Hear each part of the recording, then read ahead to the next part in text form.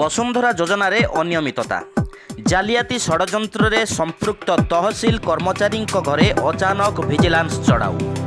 କଟକ, ଭୁବନେଶ୍ୱର, ଭଦ୍ରକ ଓ ଜଗତସିଂହପୁର ଆଦି ସ୍ଥାନରେ ଏକ ସମୟରେ ଦୁର୍ନୀତି ନିବାରଣ ବିଭାଗ ପକ୍ଷରୁ ଚଢ଼ାଉ ଜାରି ରହିଛି।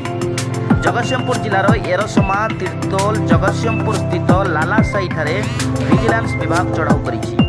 2018-19 ମସିହାରେ ବସୁନ୍ଧରା ଜମି ଜାଲିଆତି ଘଟଣା ସମ୍ପୃକ୍ତିକୁ ନେଇ 16 ଜଣଙ୍କ ନାମରେ କେସ୍ ଦାୟର କରାଯାଇଥିଲା। 2018 ଏବଂ 2019 ମସିହାରେ ବସୁନ୍ଧରା ଜମି ଜାଲିଆତି ଘଟଣାରେ ସମ୍ପୃକ୍ତିକୁ ନେଇ 16 ଜଣଙ୍କ ନାମରେ କେସ୍ ଦାୟର କରାଯାଇଥିଲା।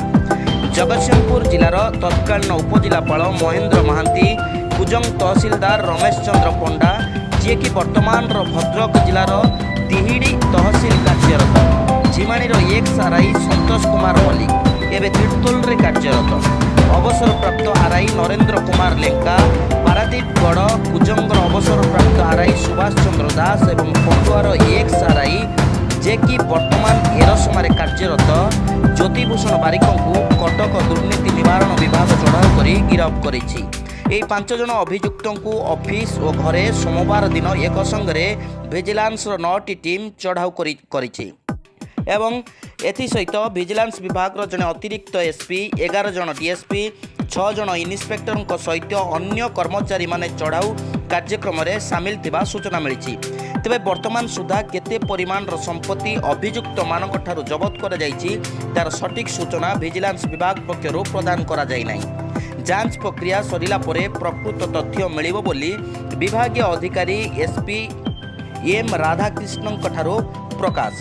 ଜଗତସିଂହପୁରରୁ ଭାଗବତ ପ୍ରସାଦଙ୍କ ରିପୋର୍ଟ, ଏପି ନ୍ୟୁଜ୍।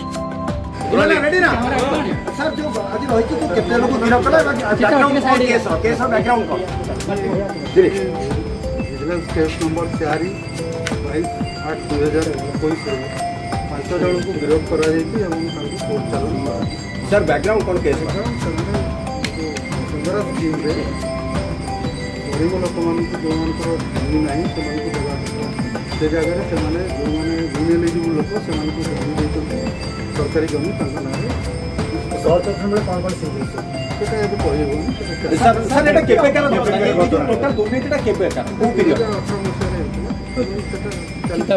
कोन से निर्दिष्ट अभियोग ना विजिलेंस निजोड इनक्वायरी करू जानियो फ्रॉम रिलायबल सोर्स आमे जानियो पाइबो एवं कंडक्टेड सर केबे परिमाण जमी बड़ी बाबू को जाना पड़ती है सेटा कहियो